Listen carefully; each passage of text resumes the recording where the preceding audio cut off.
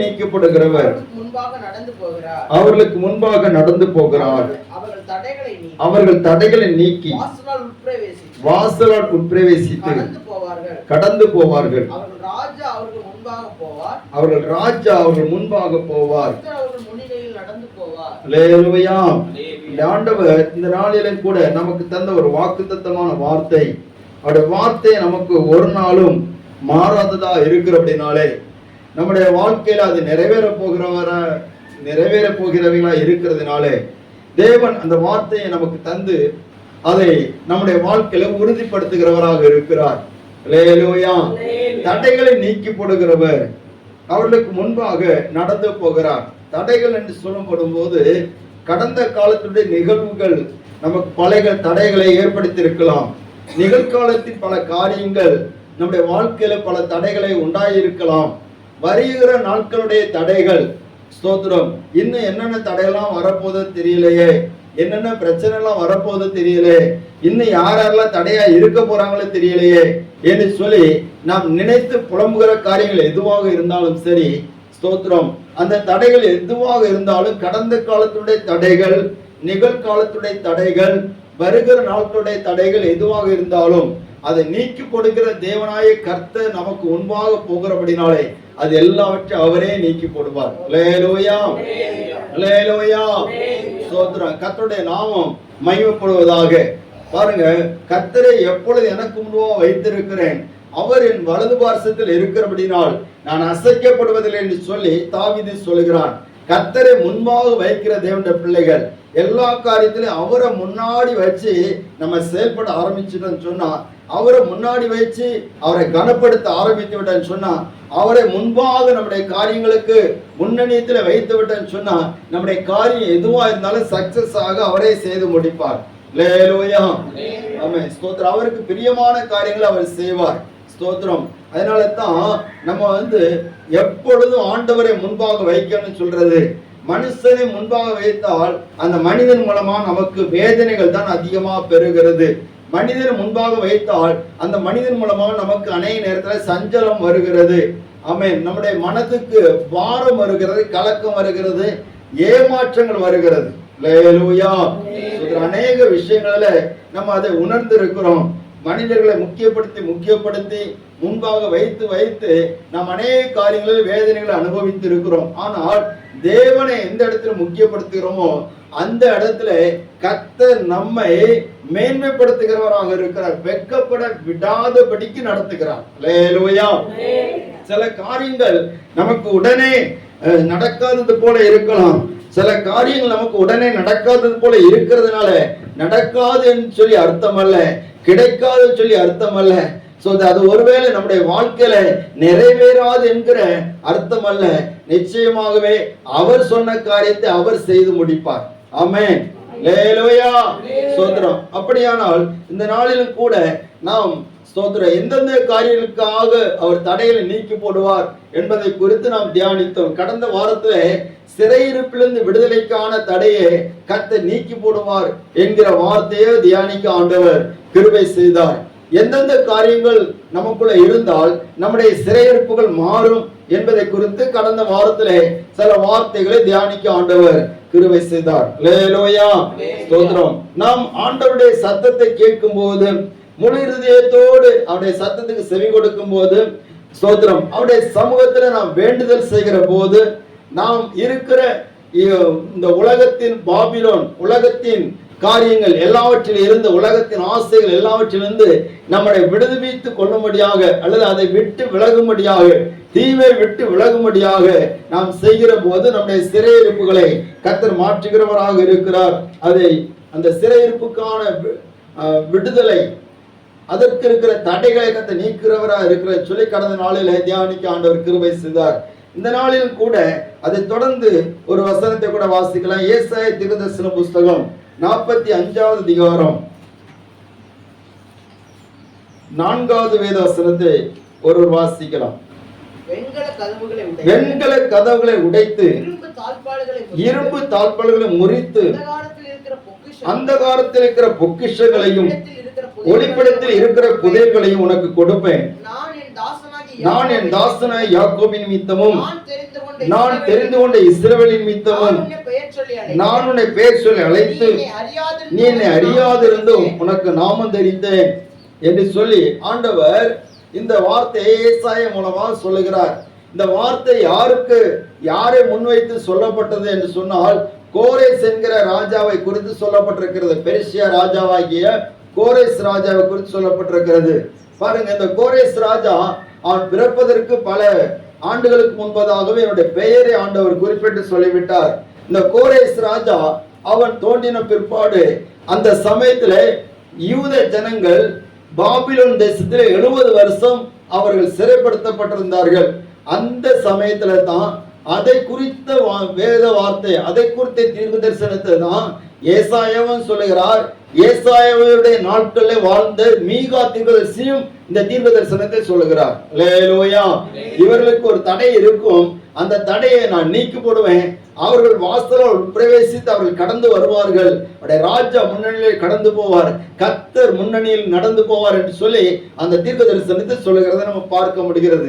அதன்படிதான் முதலாவது சிறையிருப்புக்கான விடுதலைக்குரிய தடையை கர்த்தர் நீக்குவார். இரண்டாவது பொக்கிஷங்களுக்குரிய தடையை நீக்குவார். அல்லேலூயா. இந்த வார்த்தையை ஆண்டவர் சொல்லுகிற போது வெண்கல கதவுகளை உடைத்து இருப்பு தாழ்பாளர்களை முறித்து அந்த காலத்தில் இருக்கிற பொக்கிஷங்களையும் ஒளிப்பிடத்திருக்கிற புதைகளையும் உனக்கு கொடுப்பேன் என்று சொல்லி ஆண்டவர் கோரேசுக்கு சொல்லுகிறார். இந்த கோரேஸ் ராஜாவை குறித்து நம்ம பார்ப்போம் சொன்னா, அவன் ஸ்தோத்திரம் பெர்சியாவுடைய ராஜா, அதாவது இஸ்ரவேல் ராஜா கிடையாது. அவன் பெர்சியா ராஜாவுடைய ராஜ்யத்தினுடைய ராஜாவாக இருக்கிறான். பாபிலோனுக்கு அடுத்தபடியாக வந்த மேதிய பெர்சிய ராஜ்யமாக 2 பிரிவு இருக்கிறது. அதுல பெர்சிய ராஜ்யத்தினுடைய ராஜாவாக இவன் இருக்கிறான். இவனுக்கு சொல்லப்படுகிற வார்த்தை சொன்ன, இவனுக்கு கொடுக்கப்பட்டிருந்த கட்டளை என்னன்னு சொன்னா, இவனுக்கு ஆண்டவர் அந்த சாம்ராஜ்யத்தை கொடுக்கிறதுக்கு முன்னாடி ஒரு கட்டளை கொடுக்கப்பட்டிருக்கிற, இவன் தேவனுடைய ஆலயத்தை கட்ட வேண்டும். அல்லேலூயா.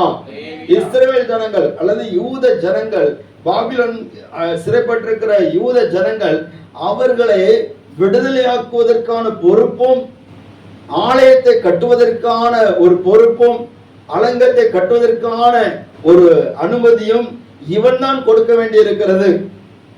அந்த ஒரு கட்டளை இவனுக்கு கொடுக்கப்பட்டிருந்தது. அப்படி இவனுக்கு கொடுக்கப்பட்ட கட்டளையின்படியே ஆண்டவர் சொல்லுகிறார்.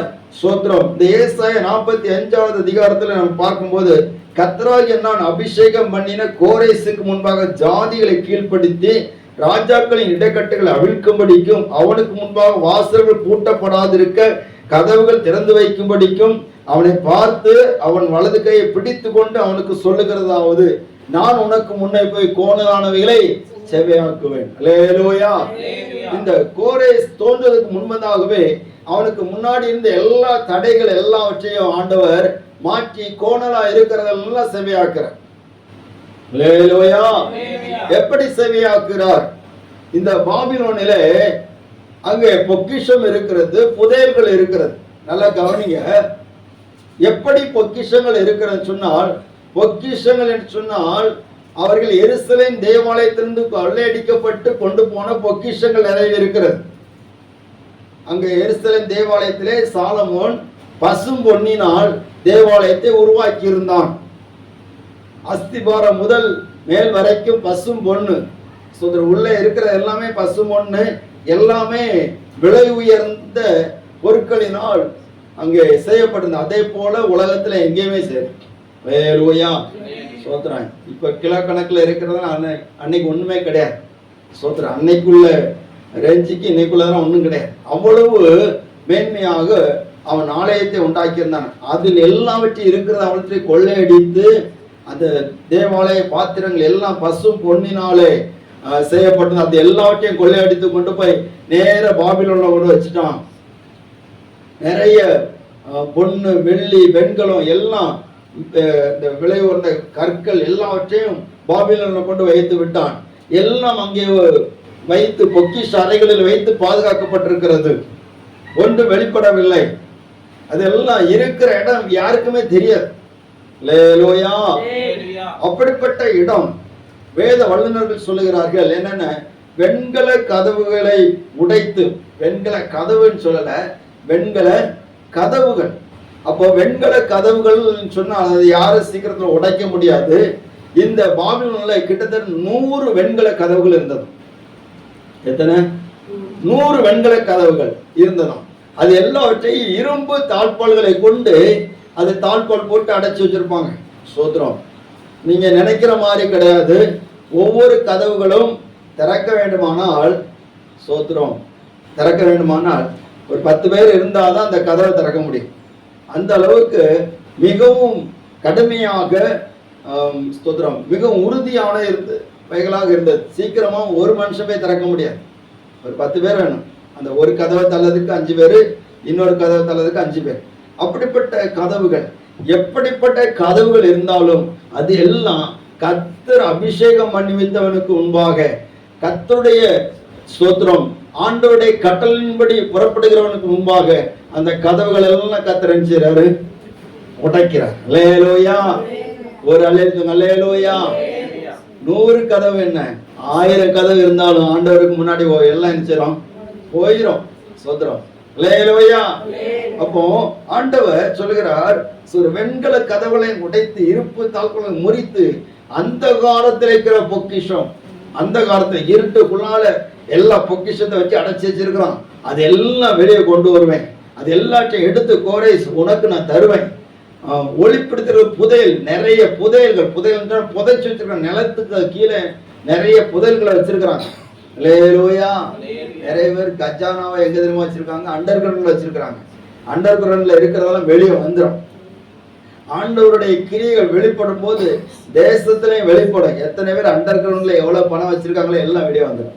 அல்லேலூயா. சந்தோஷமே இல்லை. சோத்திரம். அல்லேலூயா. சோத்திரம். நமக்குரியது ஆண்டவர் நமக்கு தருவார். சோத்திரம். நம்ம குடும்பங்களை கர்த்தர் ஆசீர்வதிப்பார். சில வம்சங்கள்ல சில குடும்ப சொத்துக்கள் கூட எங்க கிடக்குன்னு நிறைய பேருக்கு தெரியாது. ஆனா ஆண்டவர் கிரியைச்சதுன்னு அது எல்லாம் நம்ம தேடி விஷயம் வரும். அல்லேலூயா. ஸ்தோத்திரம். உங்களுக்கு சந்தோஷம் இருந்துன்னு ஆண்டவர் மகிமைப்படுத்துங்க பார்ப்போம். அல்லேலூயா. ஆண்டவர் அதெல்லாம் செய்வார். அந்த ஆழங்கள்ல ஒளிப்பிடத்துல இருக்கக்கூடிய அந்த புதையல்கள், பொக்கிஷங்கள் எல்லாவற்றையும் ஆண்டவர் வெளியே கொண்டு வருவார். ஸ்தோத்திரம். நமக்கு நம்ம குடும்பங்களை கர்த்தர் ஆசீர்வதிப்பார். இப்ப இருக்கிற நிலைமை இல்லை. பாருங்க, இந்த யூத ஜனங்கள் பாபிலோனுக்கு போனாங்க. அவங்களோட உரிமைகள்லாம் பறிக்கப்பட்டது. இப்ப அங்க பாபிலோன் அந்த தேசத்துல உள்ள அந்த ராஜா கொடுக்கறத இவங்க அனுபவிக்க முடியும். அப்படிப்பட்ட சூழ்நிலை அவங்க ஒரு பரதேசிய போல அங்க இருக்கிறாங்க. அப்ப அங்க இருந்து வரக்கூடியவங்களுக்கு என்ன இருக்கும்? ஒண்ணுமே இருக்காது, கையில ஒண்ணுமே இருக்காது. ஆனா அவங்க வரும்போது அவங்களுக்கு வேண்டிய அத்தனையும் ஆண்டவர் இந்த கோரேஸ் ராஜா மூலமா கிடைக்க பண்ணுகிறார். அல்லேலூயா. தேவாலயம் கட்டுவதற்கானாலும் சரி, அலங்கங்கள் கட்டப்படுவதற்கானாலும் சரி, எல்லாமே அந்த ராஜா கொடுக்கிறான். ஸ்தோத்திரம். இதெல்லாம் ஆண்டவர் செய்கிறார். அப்ப நம்ம வாழ்க்கையில கூட நம்ம ஒன்றுமில்லாத வெறுமை நிலைமையில இருந்தாலும் கூட, ஒருவேளை தரித்திர நிலைமையில, வறட்சியின் நிலைமையில, போராட்டங்களின் நிலைமையில, குறைவுகளின் நிலைமையில இருந்தாலும் கூட கர்த்தர் தம்முடைய பொக்கிஷ சாலையை திறந்து நமக்கு தருவார். அல்லேலூயா. நமக்குரியதை எங்கேயோ ஒரு இடத்துல ஒதுங்கி இருக்குது. அது எல்லாவற்றை கர்த்தர் எடுத்து தர வல்லவராக இருக்கிறார். அதுக்குரிய தடைகளை நீக்கி போட கர்த்தர் வல்லவராக இருக்கிறார். இன்னொரு வசனத்தை கூட வாசிங்க பார்ப்போம். நீதிமொழிகள் 15வது அதிகாரம் 6வது வசனம்.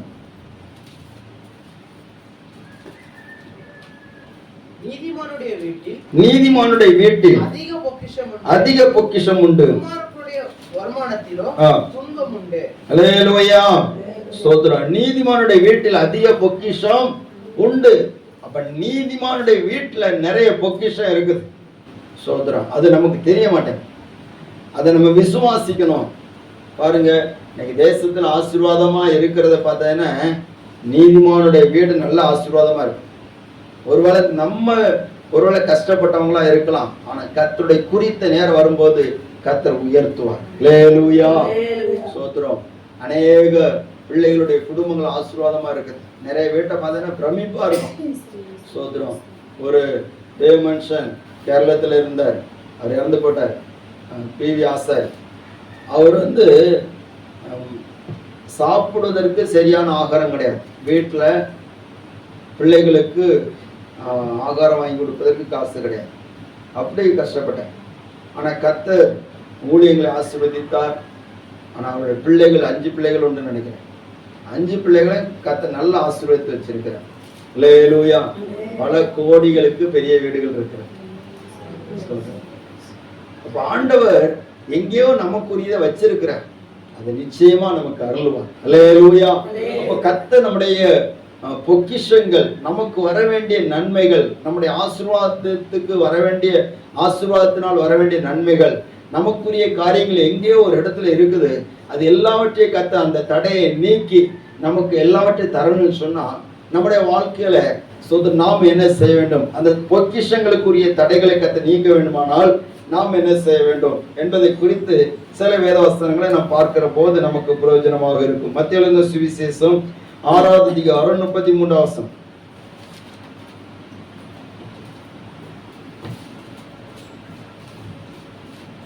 சீக்கிரமா வாசிங்க. மத்தேயு சுவிசேஷம் 6வது அதிகாரம் 33வது வசனம்.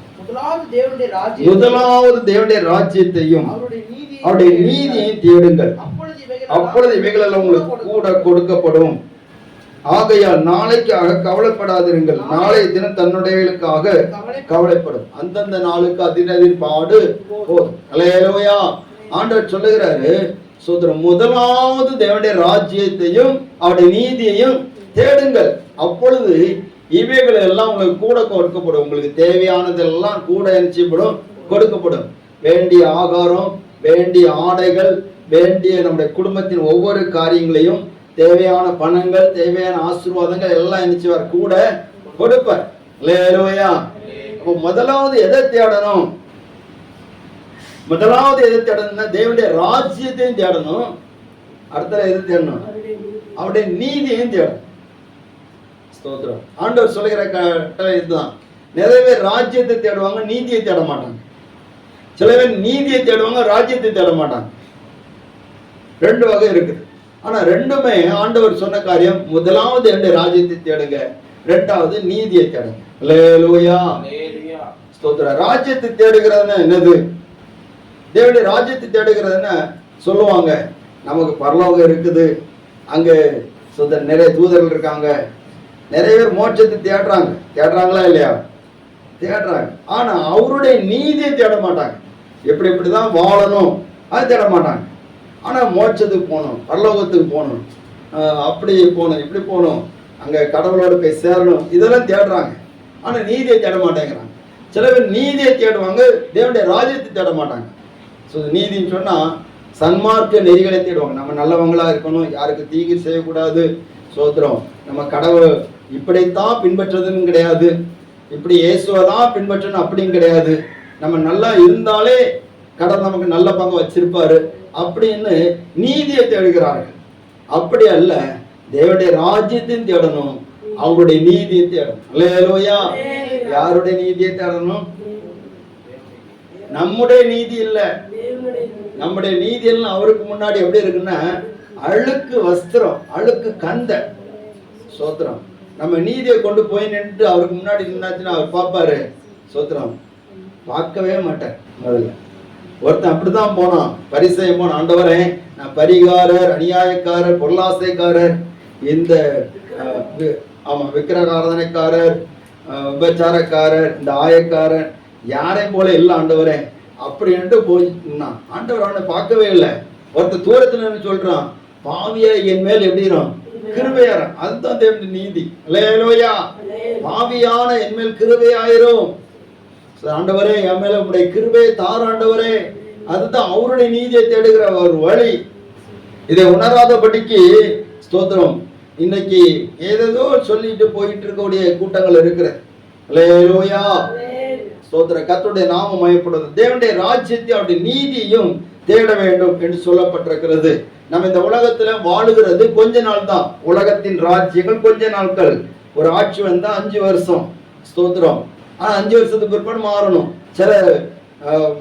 சில நாடுகள்ல இருக்குது 3 வருஷம் அப்படி இருக்குது. சில நாடுகள்ல 10 வருஷம் இப்படி எல்லாம் இருக்குது. சில குறிப்பிட்ட ஆண்டுகளுக்கு பிற்பாடு அவங்க மாறி இருக்கணும், எல்லாவற்றையும் மாத்திடுவாங்க. அல்லேலூயா. ஸ்தோத்திரம். கடந்த நாட்களில் இலங்கையில அதிபருடைய வீட்டெல்லாம் என்ன செய்தாங்க? சூறையாடி விட்டார்கள். ஸ்தோத்திரம். வங்காள தேசத்துல பயங்கர குழப்பம் இதெல்லாம் நடக்குது. ஆட்சியாளருக்கு எதிராக பல காரியங்கள் நடந்து கொண்டிருக்கிறது. அப்போ அந்த ராஜ்யங்கள் எல்லாம் நிக்கணும்னு சொன்னா ஸ்தோத்திரம், அந்த அதுக்குரிய அதிகாரங்கள் செயல்படணும், அந்த ஜனங்கள் ஒத்துழைக்கும். அல்லேலூயா ஸ்தோத்திரம். இந்த ராஜ்யங்கள் எல்லாம் போயிடும். எப்படினாலுமே மக்களுடைய ஒரு ஒத்துழைப்பு இல்லாம எந்த ஒரு அதிகாரியும் எந்த ஒரு ஆட்சியாளர்களும் ஆட்சி செய்ய முடியாது. அது எவ்வளவு பெரிய நாடா இருந்தாலும் சரி, மக்கள் ஒத்துழைக்காம முடியாது. ஸ்தோத்திரம், அல்லேலூயா. ஆனா முந்தின நாட்கள் அப்படி கிடையாது. முந்தின நாட்கள்ல ராஜாக்கள் ஆளுகை செய்தார்கள், பல ஆண்டுகள் ஆளுகை செய்தார்கள். ஆனா தேவனுடைய ராஜ்யம் இப்படிப்பட்டவைகள் கிடையாது. பூமியின் ராஜ்யம் அழிகிறது, பரலோக ராஜ்யம் வருகிறது. அல்லேலூயா, அல்லேலூயா. அருமையான ஐயா ராஜேந்திர ஐயா அழகா ஒரு பாட்டு பாடி இருக்கிறார், பூமியின் ஸ்தோத்திரம். அல்லேலூயா. பாட்டு ரொம்ப நாள் ஆச்சுன்னு மறந்து போச்சு. ஸ்தோத்திரம், கர்த்தருக்கு ஸ்தோத்திரம். நம்ம முடிவுல பாடுவோம். பாருங்க, தேவனுடைய ராஜ்யம் இனி வரக்கூடிய நாட்களாக இருக்கிறது. அந்த தேவனுடைய ராஜ்யத்தை நாம் சுதந்திரித்துக் கொள்ள வேண்டும். இந்த உலகத்தில் வாழ்கிறது கொஞ்ச நாட்கள் நாம் வாழ்கிறோம். யாருடைய அதிகாரத்துக்கு உட்பட்டு கொஞ்ச நாள் வாழ்கிறோம். நம்ம சங்கீதத்தில் வாசித்தபடி நம்ம ஆயுசு நாட்கள் எத்தனை வருஷம்? 70 வருஷம். பலத்தின் மீது 80 வருஷம். அதோட மேன்மை வருத்தமும் சஞ்சலம். அல்லேலூயா.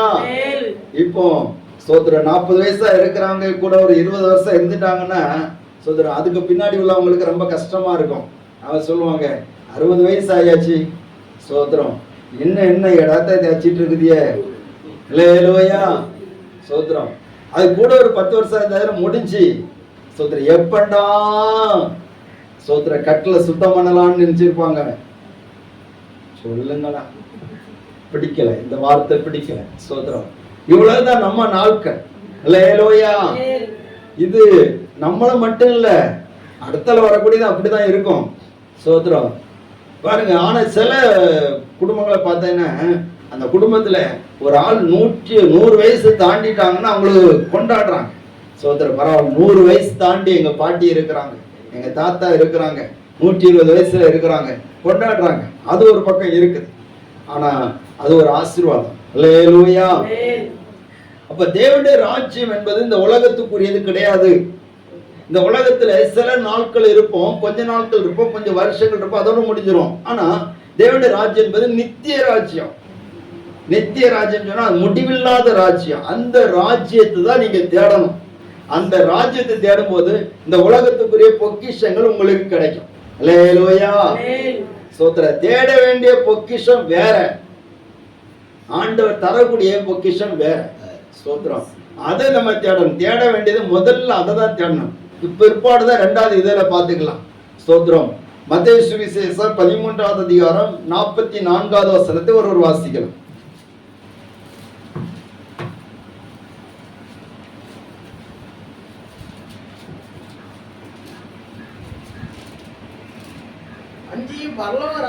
பரலோக ராஜ்யம் நிலத்தில் புதைத்திருக்கிற பொக்கிஷத்துக்கு ஒப்பா இருக்கிறது.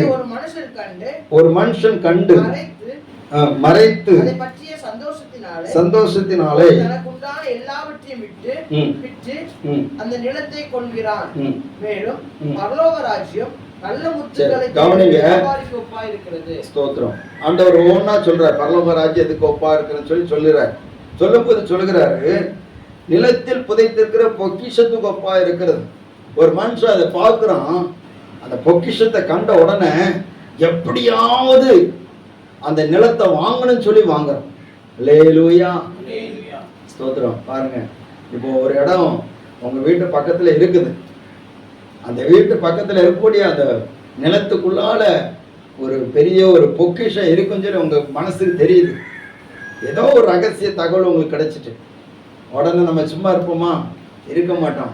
ஸ்தோத்திரம். எப்படியாவது எத்தனை லட்சம் கொடுத்தாவது, அதை கோடி கேட்டாலும் கொடுத்தாவது அந்த இடத்த நிச்சயம் வாங்கணும் அப்படின்ட்டு வாங்குவான். அதே போலத்தான் பரலோக ராஜ்யம். ஸ்தோத்திரம். அதற்காக நாம் கிரயம் சேர்த்து அதை வாங்க வேண்டி இருக்கு. அல்லேலூயா. ஒரு அல்லேலூயா. அதே போல பரலோக ராஜ்யம் ஒரு கிரயம் செலுத்தி நம்மை வாங்கி இருக்கிறது. புரியுதா உங்களுக்கு? ஸ்தோத்திரம். ஏன்னா நமக்குள்ள இருக்கக்கூடிய தேவனுடைய ஜீவ சுவாசம் விளையேற பெற்றது, ஒரு ஆத்மா விளையேற பெற்றது. அந்த விளையேற பெற்ற ஆத்மாவுக்காக பரலோகம் இயேசுவை இந்த பூமிக்கு விலைக்கிரயமாக கொடுத்து நம்மை பரலோகத்துக்காக வாங்கி இருக்கிறது. ஒரு அலையில சொல்லுங்க வைப்போம். உங்களுக்கு எல்லாம் சந்தோஷமே இல்லை சோதனை, அதான் உம்முன்னு இருக்குதியா சோதனை. நாம் பரலோகத்துக்கு போவோம்னு சொல்லி நிச்சயம் உள்ளவங்க தான் இப்படி உற்சாகமா இருப்பீங்க. அல்லேலூயா. பரலோகத்துக்கு போனா என்ன, காத்து எங்க போனா என்ன சோதனை, நம்ம இப்ப வீட்டுக்கு விட்டா போய் சாப்பிடலாம் அப்படின்ட்டு நீங்க நினைச்சிட்டு இருந்தீங்கன்னா சோதர பரலோகத்துக்கே போக மாட்டீங்க. ஒரு அழைச்சு சொல்லுங்க வைப்போம். பரலோகத்துக்கு போறாங்களோ ஒரு அழைச்சு சொல்லுங்க வைப்போம். அல்லேலூயா. உட்கார்ந்த இடத்துல சில நாங்க உட்கார்ந்த இடத்துல இருந்து கண்ணை மூடிட்டாலே பரலோகத்துக்கு அடிச்சிரும் சோதர போயிருவோம். இதுக்கு போய் போட்டுட்டு நீங்க அப்படி இப்படி சொல்லாங்க, நாங்க உட்கார்ந்த இடத்துல நினைச்சிருவோம் பரலோகத்தை போயிருவோம் சோதர. போனீங்கன்னா நாங்க இங்க இருந்து அனுப்பிடுவோம். அல்லேலூயா சோதரம். ஒரு அழைச்சு அல்லேலூயா. பரலோகத்துக்கு நீங்க போனவரை இங்க எதுக்கு தேவையே இல்லை சோதரம். ஆமென். பரலோகத்துக்கு எல்லாரும் போகணும். அந்த தேவனுடைய ராஜ்யத்தை நம்ம தேடணும். அந்த தேவனுடைய ராஜ்யத்துக்காக தான் நம்ம வாழணும். அந்த தேவனுடைய ராஜ்யத்துக்காக தான் நம்ம உழைக்கணும். அல்லேலூயா. அதுக்கு வேண்டி நம்ம எவ்வளவு முக்கியத்துவம் கொடுக்கிறோம். கர்த்தருடைய நாமம் மகிமைப்படுவதாக. பாருங்க, பரலோக ராஜ்யத்துக்கு அவ்வளவு சீக்கிரமா உள்ள போக முடியாது. ஏன்னா அப்போஸ்தலர் 14வது அதிகாரம் 22வது வசனத்துல பவுல் சொல்லுகிறார். வாசிங்க பார்ப்போம்.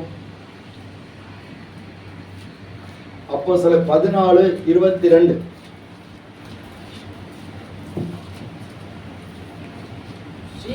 மனதை திடப்படுத்தி விசுவாசத்தில் நிலைத்திருக்கும்படிக்கு அவர்களுக்கு புத்தி சொல்லி அநேக உபத்திரவங்களின் வழியா தேவனுடைய ராஜ்யத்தில் பிரவேசிக்க வேண்டும் என்று புத்தி சொன்னாங்க. அல்லேலூயா. எப்படி போகணுமா? அநேக உபத்திரவங்கள் வழியா தான் போண்டிருக்கு சோதரம். ஆண்டவர் அதான் சொன்னாரு, உலகத்திலே உங்களுக்கு என்ன உண்டு? உபத்திரம் உண்டு, ஆனாலும் திடன் கொள்ளுங்கள், நான் உலகத்தை ஜெயித்தேன். ஸ்தோத்திரம். உலகத்துல உங்களுக்கு உபத்திரம் உண்டு. அந்த உபத்திரங்கள் வழியா தான் நீங்க பரலோகத்துக்கு போக வேண்டியிருக்கு. அல்லேலூயா. சும்மா ஒன்னும் போக முடியாது. ஸ்தோத்திரம். ஆண்டவர் சும்மா ஒன்னும் தேவனுடைய ராஜ்யத்தை யாரும் கொடுக்க மாட்டார். உபத்திரம்னு எதுக்கு? ஸ்தோத்திரம். நம்ம தவறு செய்து அடிக்கப்படுவதல்ல, நாம் இயேசுவை பின்பற்றுகிறதுனால் வருகிற சில பாடுகள், சில போராட்டங்கள், அது எல்லாவற்றையும் சகித்து தான் தேவனுடைய ராஜ்யத்துக்குள்ள போகும். அல்லேலூயா.